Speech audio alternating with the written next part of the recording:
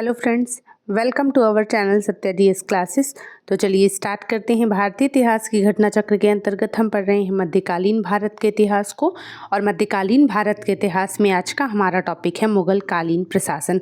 इससे पहले मुगल काल के अंतर्गत हमने बाबर के बारे में पढ़ा, बाबर के बाद हमने पढ़ा था हुमायूं के बारे में, हुमायूं के बाद हमने पढ़ा था अकबर के बारे में, अकबर के बाद हमने जहांगीर के बारे में पढ़ा था, और जहांगीर के बाद हमने शाहजहां के बारे में पढ़ा था, और जो हमारी लास्ट क्लास थी वो औरंगजेब को लेकर थी। ठीक है, ये सारी क्लासेस हमारे चैनल पर अवेलेबल हैं। इन सभी क्लासेस में हमने प्रीवियस ईयर क्वेश्चन को अच्छे तरीके से डिस्कस किया है। अगर आपने ये क्लासेस नहीं देखी हैं तो आप प्लीज़ इन्हें भी जाकर देखिए और अपना फीडबैक हमें ज़रूर दीजिए।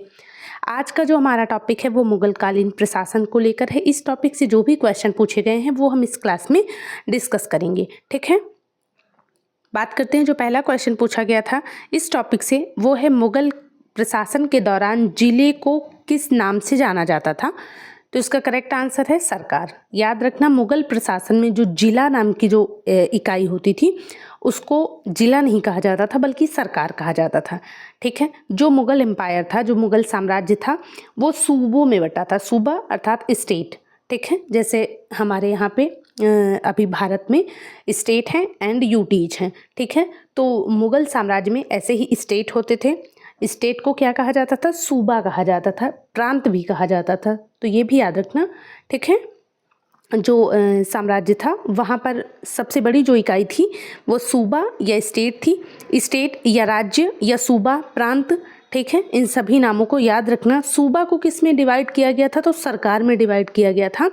सरकार अर्थात एक ऐसी इकाई जो जिला के समान थी। ठीक है, तो इसीलिए पूछा गया है कि जिले को क्या कहा जाता था। तो जिले को सरकार के नाम से जाना जाता था। तो सबसे बड़ा सूबा होता था। जो सूबा होता था वो कई जिलों में बटा होता था। ठीक है, तो याद रखना, सूबा जो है वो कई जिलों में, जिलों को सरकार कहा जाता था। तो जैसे ये जिला है इसको सरकार कहा जाता था, और जो सरकार था उसका भी विभाजन किया गया था किसमें? परगना में। जैसे परगना मतलब तहसील। ठीक है, कई तहसीलों में विभाजन किया गया था। किसका? सरकार का। तो पहली बात तो ये विभाजन आप याद रखना। फिर हम बात करते हैं मुगल काल में मीर बख्शी की क्या भूमिका थी। तो याद रखना, मुगल काल में जो मीर बख्शी होता था ये सेना का प्रधान होता था। ठीक है, मीर बख्शी क्या था? मुगल काल में सेना का प्रधान होता था। मीर बख्शी का एक कर्तव्य और भी था जो कि क्वेश्चन पूछा गया है, भू राजस्व अधिकारियों का पर्यवेक्षण करना। ये भी किसका कर्तव्य था? मीर बख्शी का कर्तव्य था। तो मीर बख्शी ये कार्य भी करता था, इस बात को याद रखना। मुगल साम्राज्य मूल रूप से एक सैनिक राज्य था। ये क्वेश्चन पूछा गया था यूपीपीसीएस में, कथन और कारण वाला प्रश्न था ये। तो याद रखना कि मुगल साम्राज्य मूल रूप से एक सैनिक राज्य था, और इसका कारण क्या था? क्योंकि केंद्रीय शासन व्यवस्था के विकास की जो प्राण शक्ति है वो उसकी सैनिक शक्ति पर निर्भर थी। तो ये बात याद रखना कि मुगल जो साम्राज्य था, मुगल एम्पायर जो था, ये मूल रूप से एक सैनिक राज्य था, क्योंकि जो यहाँ पर जो केंद्रीय शासन व्यवस्था थी उसके विकास की जो प्राण शक्ति है वो उसकी सैनिक शक्ति पर ही निर्भर थी। ठीक है, अगला क्वेश्चन है, किसी मुगल सेना में चिकित्सक नियुक्त किया गया था।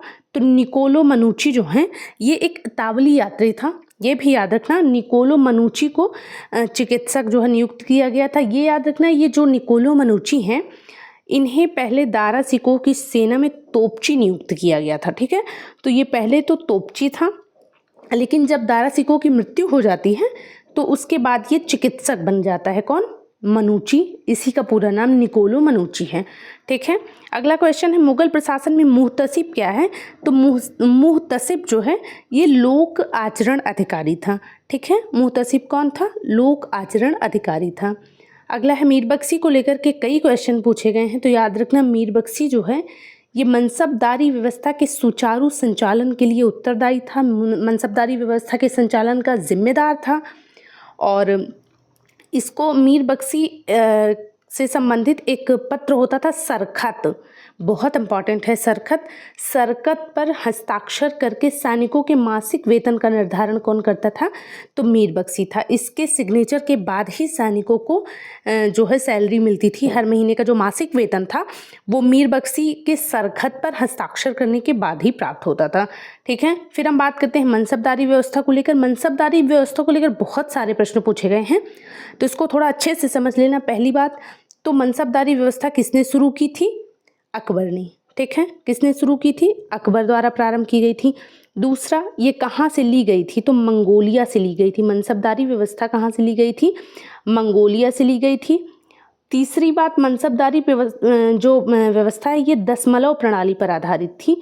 ये भी याद रखना, दशमलव प्रणाली पर आधारित थी। इसके अंतर्गत 33 वर्ग थे मनसबदारी व्यवस्था में, और इसकी 3 श्रेणियाँ थी, जिसमें जो है जात और मनसबदार जो था, जात और सवार को लेकर के विभाजन किया गया था। ठीक है, ये भी याद रखना कि अकबर ने मनसबदारी व्यवस्था में जात व सवार जैसी दोहरी व्यवस्था लागू की थी। किसने लागू की थी? अकबर ने लागू की थी। जात और सवार जैसी दोहरी व्यवस्था मनसबदारी में किसने लागू की थी? अकबर ने। ठीक है, दूसरी बात ये याद रखना कि सवार पद जो था ये जात पद से कभी ऊपर नहीं हो सकता था। ठीक है, अर्थात जो सवार पद है ये जात पद के समान हो सकता है, जात पद से कम हो सकता है, लेकिन कभी भी सवार पद अधिक नहीं हो सकता है। किससे? जात पद से। इस बात को याद रखना। इस व्यवस्था में सैनिक और असैनिक अधिकारियों का एक ही सेवा संवर्ग था। कहने का मतलब इसमें सैनिक अधिकारी भी शामिल थे और असैनिक अधिकारी भी शामिल थे। किसमें? मनसबदारी व्यवस्था में। सवार पद जो था ये क्या था? तो इससे क्या पता चलता है? सवार पद से केवल घुड़सवारों की संख्या जो है वो निश्चित होती है। अगर आपको पता है सवार पद के बारे में तो आपको ये भी पता होगा कि घुड़सवारों की संख्या कितनी है। ठीक है, सवार पद से घुड़सवारों की संख्या का पता चलता था। फिर पूछा था मनसबदार आनुवंशिक होते थे या नहीं? तो याद रखना मनसबदार जो है ये आनुवंशिक अधिकारी नहीं होते थे। बहुत इंपॉर्टेंट है, इसे याद रखना। मनसबदारों को जो वेतन मिलता था वो नकद रूप में भी दिया जाता था और जागीर के रूप में भी दिया जाता था। तो इस बात को याद रखना। अगला क्वेश्चन है, मुगल कालीन प्रशासन में राज्य की आय का मुख्य स्रोत क्या था? तो याद रखना भू राजस्व जो था ये राज्य की आय का मुख्य स्रोत था, और भू राजस्व का एक अन्य नाम है माल। ठीक है, तो पूछा है माल क्या है? माल से क्या तात्पर्य है? तो मुगल कालीन भारत में मुगल काल में भू राजस्व को माल नाम से भी जाना जाता था। तो इस बात को भी याद रखना। ठीक है, अगला क्वेश्चन है, वो मुगल सम्राट कौन था जिसने तंबाकू के प्रयोग पर प्रतिबंध लगाया था? तो वो कौन था? वो जहांगीर था। याद रखना, जहांगीर ने तंबाकू के प्रयोग पर प्रतिबंध लगाया था। ठीक है, अगला है, पुर्तगालियों द्वारा 1605 में तंबाकू भारत लाया गया था। इस बात को याद रखना कि तंबाकू को भारत लाने का श्रेय किसका है? तो पुर्तगालियों का है। पुर्तगाली ही लेकर के आए थे। कब लाए थे? 1605 में। इसके बाद इसका जो प्रयोग है ऐसा अंधाधुंध प्रयोग हुआ तंबाकू का हमारे यहाँ पे कि तंबाकू को फिर जहांगीर के द्वारा इस पर प्रतिबंध लगाना पड़ गया। ठीक है, और आज भी आप देखते हैं तंबाकू का तो मतलब अनिश्चित रूप से प्रयोग हो रहा है। अनिश्चित तो मतलब वर्ड नहीं यूज करेंगे, मतलब अधिकाधिक प्रयोग हो रहा है। ठीक है, मुगल प्रशासन में मदद ए मास क्या है? मदद ए मास क्या है? तो याद रखना विद्वानों को दी जाने वाली राजस्व मुक्त अनुदान भूमि जो है इसी को मदद ए मास कहा जाता है। मदद ए मास को सयूरगल भी कहा जाता है, तो ये भी याद रखना। मदद ए मास कह लो या सयूरगल कह लो, दोनों एक ही बात है। ये क्या है? ये राजस्व मुक्त अनुदान भूमि है जो कि विद्वानों और धार्मिक क्षेत्र में जो लोग होते थे उनको दी जाती थी। ठीक है, राजस्व मुक्त अनुदान भूमि को ही मदद ए मास या सयूरगल कहा जाता था। अगला क्वेश्चन है, मध्यकालीन भारत में चकला क्या है? चकला नाम की जो इकाई है ये क्या है? तो याद रखना सूबा और परगना के बीच की जो क्षेत्रीय इकाई है उसी को चकला कहा जाता था, और सूबा और परगना के बीच की इकाई सरकार भी थी। अभी हमने डिस्कस किया था कि सरकार को परगना में डिवाइड किया गया था, लेकिन याद रखना ये जो चकला था ना ये सरकार के समानार्थी नहीं था। इस बात को भी याद रखना। फिर हम बात करते हैं प्रमुख अधिकारी और उनके कर्तव्य की। जैसे जो दीवाने तन है ये जागीर और वेतन की देखभाल करता था। जो मुस्तारफी है ये राज्य की आय व्यय का निरीक्षण करता था। जो मुसरिफ है ये कार्यालय को संभालता था। और वाकिया नवीस मोस्ट इम्पॉर्टेंट है। वाकिया नवीस जो है ये प्रमुख घटनाओं और फरमानों को सूचीबद्ध करने का कार्य करता था। कौन? वाकिया नवीस। इसके बाद हम बात करते हैं प्रमुख मुगल शासक और उनके दीवान की। अकबर के दीवान कौन थे? तो मुजफ्फर खान तुर्बती ये अकबर के दीवान थे। जहांगीर के दीवान कौन थे? एतमाद उद्दौला जो है ये जहांगीर के दीवान थे। और शाहजहां के दीवान कौन थे? सादुल्ला खान थे। और औरंगजेब के दीवान कौन थे? तो असद खान थे। इसके बारे में याद रखना, ठीक है।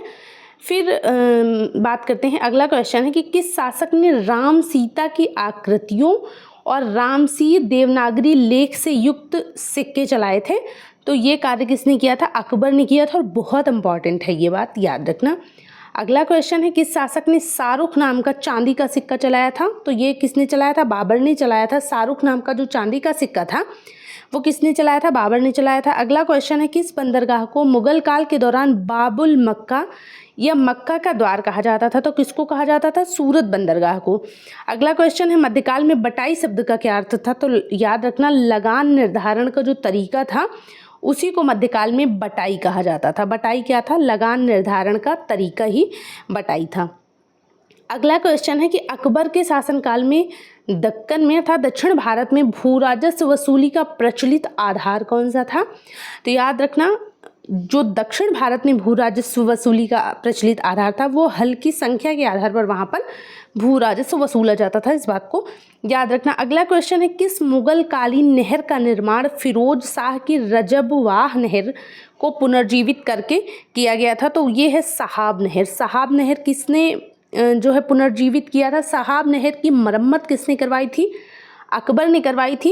सहाब नहर मूल रूप से कौन सी नहर है? फिरोज शाह की जो रजबवाह नहर है इसी की मरम्मत करवा के, इसी की पुनः खुदाई करवा के इसी को सहाब नहर नाम दिया गया था अकबर के समय में, ठीक है। एक बात और इम्पॉर्टेंट है जिसे हमने ऐड किया है, मुगल काल के दौरान किसी सम्राट के शासनकाल में जारी और प्रचलन में रहने वाले जो सिक्के थे उनको चालनी कहा जाता था, ठीक है। चालनी कहा जाता था ऐसे सिक्के जो सम्राट का शासनकाल चल रहा है उसके सम्राट में जो सिक्के जारी किए जाते थे उन सिक्कों को चालनी कहा जाता था, ठीक है। जबकि इसके पहले सम्राट के पहले जो सम्राट रहे होते हैं इनके पहले के शासनकाल में जो सिक्के ढाले गए थे उन्हें खजाना कहा जाता था। तो खजाना के बारे में पूछा था तो याद रखना खजाना और चालनी के बारे में, ठीक है। ये रही आज की क्लास। आई होप आपको ये क्लास पसंद आएगी। अगर आती है तो प्लीज़ इसे लाइक और शेयर करें और अपना फीडबैक भी हमें ज़रूर दें। Thank you so much.